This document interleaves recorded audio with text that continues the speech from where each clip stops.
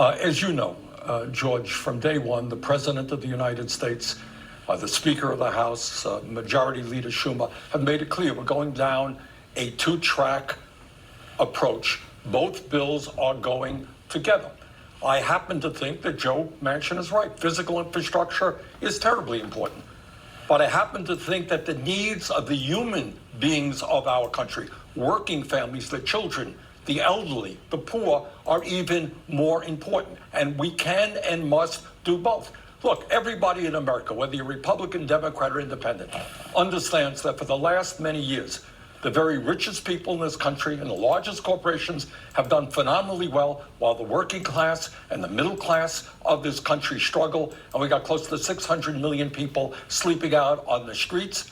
Elderly people in America can't afford to put dentures into their mouth. They have no teeth in their mouth in some cases, can't afford hearing aids, can't afford eyeglasses. Working families cannot afford childcare for their kids. Young people cannot afford to go to college. And then on top of all of that, the scientific community is telling us that we're looking at a cataclysmic crisis in terms of climate. Oregon is burning. California is burning. People are drowning in New York City. Detroit, flooding. Siberia, largest fire on Earth. Drought all over the world. The United States must lead the world in transforming our energy system away from fossil fuel. This is a crisis. So what polling tells us is working families all over this country understand that now is the time for Congress to address the long neglected problems facing working families. Now is the time to have the wealthy and large corporations. We got billionaires in this country who don't pay a nickel in federal income taxes. So I think we can do all of this. We can do the physical infrastructure. We could do the reconciliation bill, create millions of good jobs, and finally tell the American people that we are going to stand up for working families, not just the rich and the powerful. I guess the question I have is how? There's no margin for error in the Senate. If you vote against it, it doesn't pass. If Senator Manchin votes against it, it doesn't pass. I mean, so you're likely, if you both stick to your positions, you're going to end up with nothing. That is a possibility, and I think that would be a disaster for the American people. But you got the President of the United States. You got leadership in the House and the Senate. You got the old, this is not Joe Manchin versus Bernie Sanders.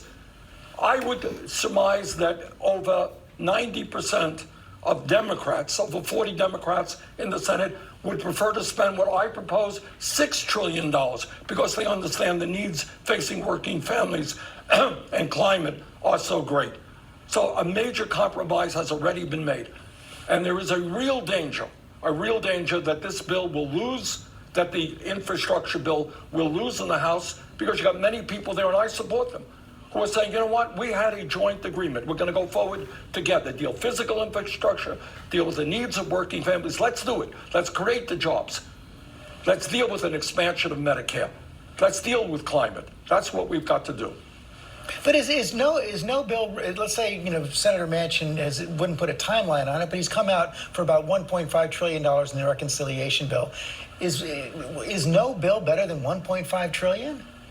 Look, what the issue is here is when you have an overwhelming majority of working families in America who want us to do that. When you got the president, when you have over 90% of the people in the House, over 90% of the senators want to do it. The real question you should be asking is it appropriate for one person to destroy two pieces of legislation? Look, Joe Manchin has the right to get his views heard. He's a member of the United States Senate from the great state of West Virginia. He has to sit down with all of us and we'll work it out. Now, we did, as you know, we had the same exact problem in the American Rescue Plan, which to my mind was enormously successful in getting us out of the economic recession that took place as a result of COVID.